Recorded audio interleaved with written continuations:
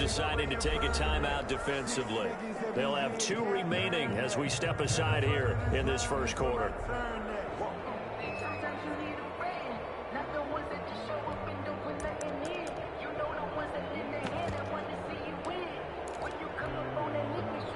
So from inside the 20, here's 1st and 10 at the 18. They'll come out throwing here to start the drive. And that is incomplete. He couldn't hold on through the contact. Brings up 2nd down. That's what you're going to need to do against those big receivers. You got to get in there and get physical with them. That time he got in close, got in tight, and knocked the ball away. So now 2nd and 10 after the incompletion on 1st down. Now it's Kamara in the passing game. And he'll be taken down, but not before he gets this football out shy of the 30 to the 29. It's a 1st down on a gain of 10. He goes full extension, and he's got it. Another nice gain, 13 yards that time, and another 1st down. I know that rookie quarterbacks have to earn veteran receivers' trust. Maybe we saw that on that play with that type of effort, huh? Yeah, helping out the rook with a heck of a catch.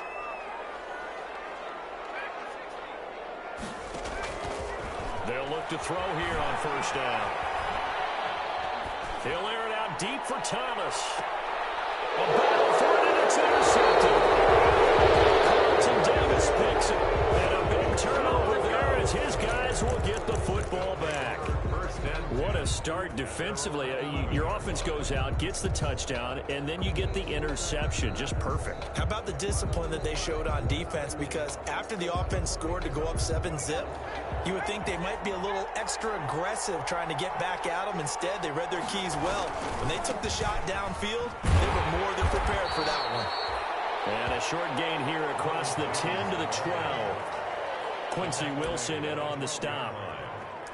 That was a pretty good job defensively to hold them to a 2-yard run, but I've got to think this offensive line, they're asking their quarterback for a different type of a run, one that they rely on, one they have confidence in, one they feel like they can block. On 2nd down, it's Jones. And a nice gain there as he'll be taken down just shy of the 20. Cameron Jordan. That's a really nice job by them picking up the run blitz and detecting it and blocking it and turning it into a nice run. And a lot of times you think if you blitz a running play, you're going to smother it. But a lot of the blitzers, they come in a little bit high. They don't have great leverage, and they're easily blocked and turned to the side. He only got a yard, but that was enough to do the job. Well, after an interception, last thing you want to do is go 3 and out, give the ball right back. They avoided that. Yeah, you definitely do not want to do that. I remember in college I played with a really big-time player on defense. We ended up getting an interception as we passed the offense coming out. He told him, if you don't take care of this football, you have to answer to me later. You definitely want to take care of it, pick up 1st downs.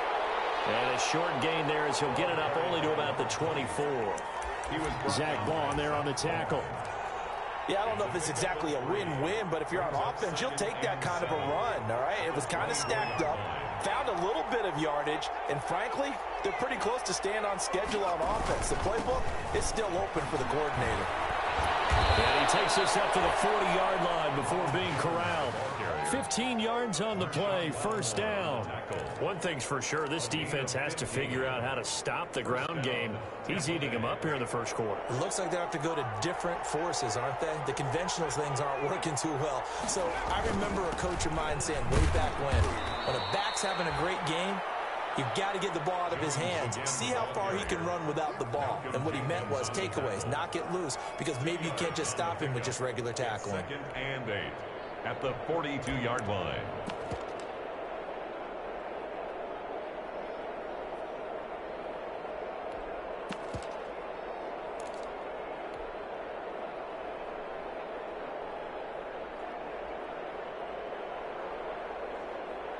The last run got a couple. Here's 2nd and 8.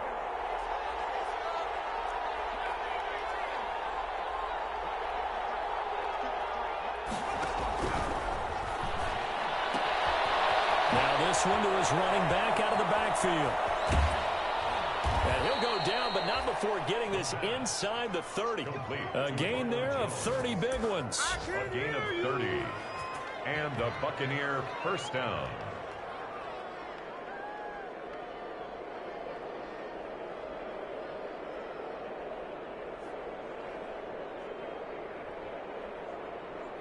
After one, 7-0 on EA Sports. The score, Buccaneers 7, Saints nothing. So now then, the big play has them all the way inside the 30 now, 1st and 10.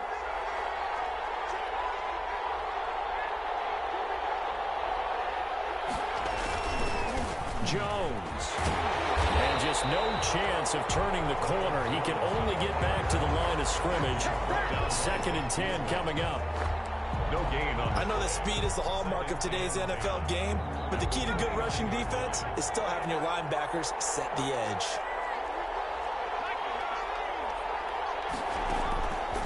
Now he'll look to throw here on 2nd and 10. That's caught by the big tight end, O.J. Howard. And down inside the 15 he goes. 15 yards on the play, 1st down. A gain of 15. And what a nice example there of a tight end doing exactly what he needs to do. How about how he worked his way to the outside, made sure he secured the catch, and then anything after that, we count that as a bonus. And indeed, he gets enough for the 1st down.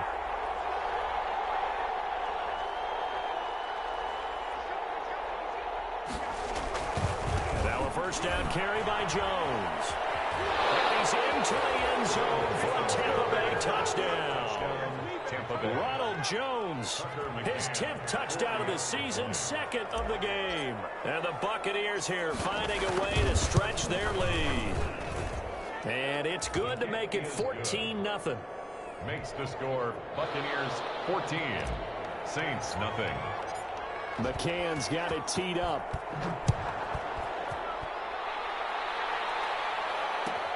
Fielded near the back of the end zone. And in hindsight, probably should have taken a knee as he only gets this out to the 16-yard line. 1st and 10 at their own 16-yard line. Getting set for their next drive, the New Orleans offense. And they're in a bind early here, down 14-0. Are you worried at this stage or still too early? You're worried. You're just trying not to transmit it to the rest of the... And it's intercepted. It's Winfield Jr. 2nd interception for him now here in this 1st half. And you got to think he's a rookie, Charles. How much does confidence start to become a factor? I think that's a great question because that's what they're going to check on when he gets to the sidelines. The coach is going to check on, his teammates going to check on it, because when you haven't done it before, it's not something that's part of you. You got to see how you're going to react. Let's see how he bounces back. Yeah, because 2 interceptions for him in college and a half. I mean, that just didn't happen. They'll come out throwing here on 1st down. And the Saints pressure gets him. Brought down for a sack. Lightning speed that time from the corner. Marshawn Lattimore getting the sack. Well, maybe that can give him a little bit of a pick-me-up, a little bit of a jolt. One of the few things that's gone right defensively. Because other than that, it's really been a 1st half to forget. After the sack, it's 2nd and 19, and the road gets a bit tougher from here. And he'll push his way forward to about the 32. They get 5 yards on the run there. Still left staring at a 3rd and about 14. Brandon, all things considered, they have to feel pretty good about getting that type of a gain, considering the blitz that they just had against them.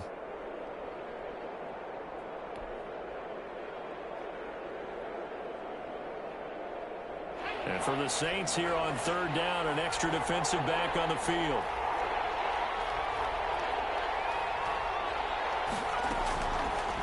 Out of the gun, they'll look to throw.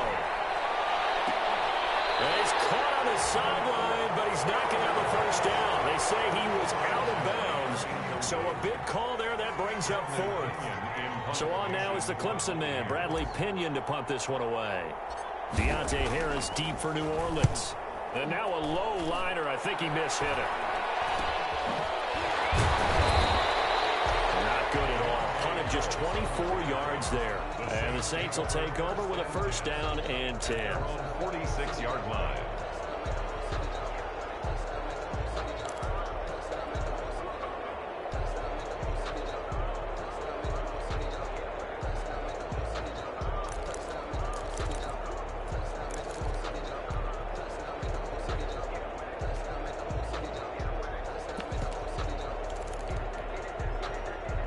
The Saints offense on the field, ready to get their drive started. And it's been a miserable start for them offensively. Obviously, 2 drives, 2 interceptions. And this is where you have to know your quarterback and know how you actually have to. And for the 3rd time here in this game, it's intercepted.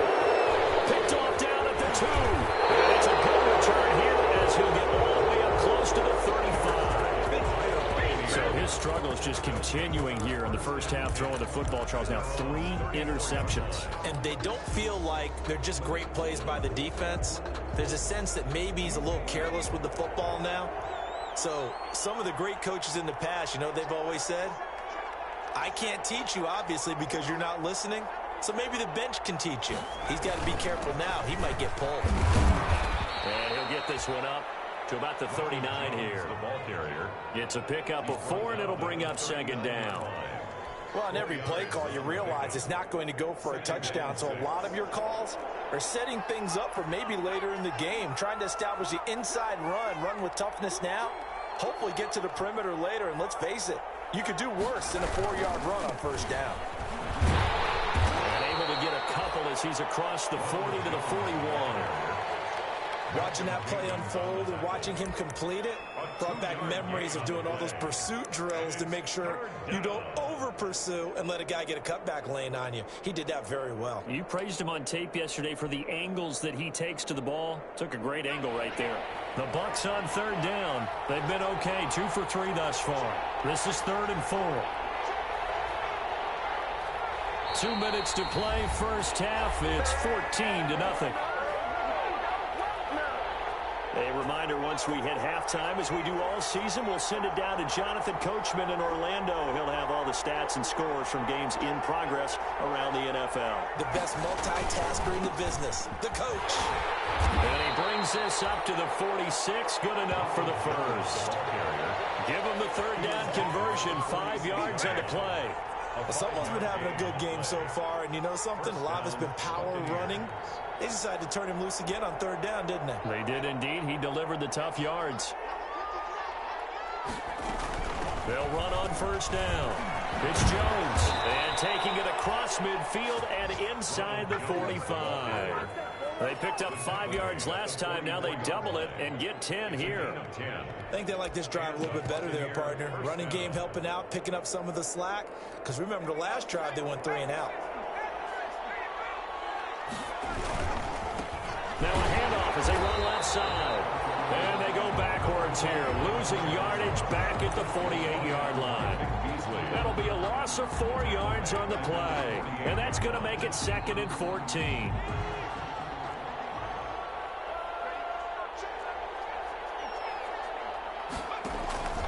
Here's a play fake as they set up to throw.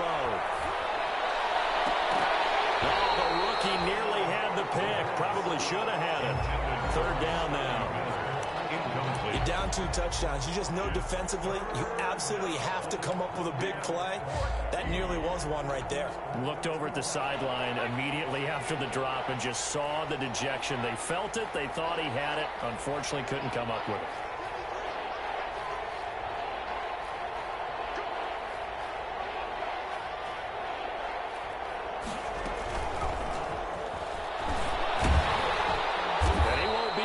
To a 1st down as he runs into a wall right around the line of scrimmage. The Saints going to call the first of their timeouts as they'll stop it with just over 40 seconds to go in the first half. The punt team on now as Pinion sends this one away. And this one hits at the 3 and then bounds into the end zone for a touchback.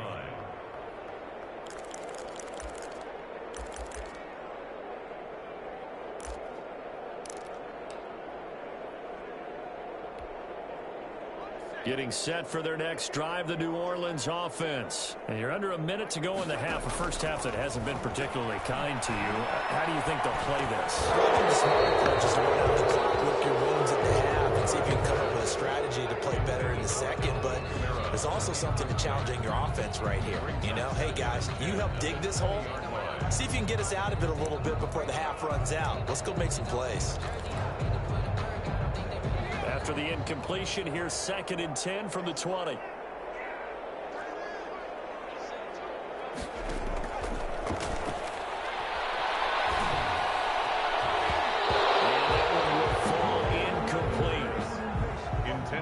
here now, just under 30 seconds to go in this first half. Certainly appeared to take away his first read, and by the time he tried to look elsewhere and find an open target, the coverage was too good. That one falls incomplete. That's complete to his running back, Kamara. Now we'll get a quick timeout called by New Orleans, number 2. As it comes with 22 seconds to go here in half number 1. At the 34-yard line. From the 34 now, here's 1st and 10.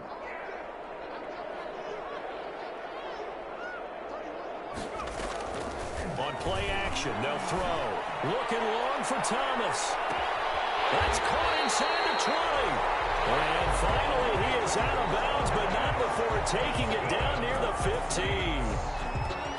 Well, even after all those interceptions, he's not deterred, still confident to go deep at work there. I think all the old rules about playing that position still apply.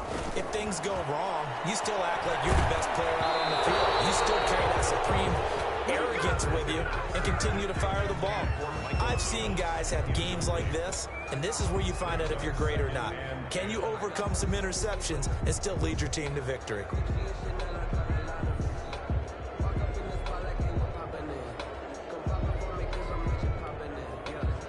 After the incomplete pass, here now is 2nd and 10.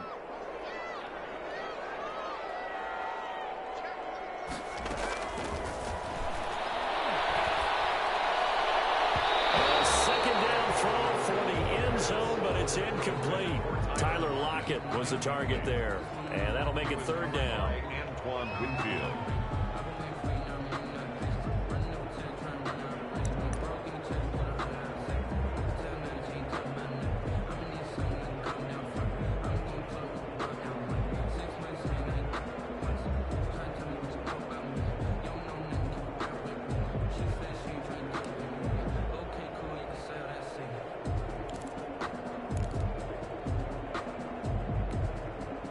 This offense was on the move. Now 2 straight incompletions have them looking at 3rd and 10. They'll stick with the passing game as he looks to throw. To the goal line, but it's incomplete. Incomplete in the end zone. So with 4 seconds to go in the half, here's the field goal unit onto the field. Yard attempt. And Lutz's kick is good.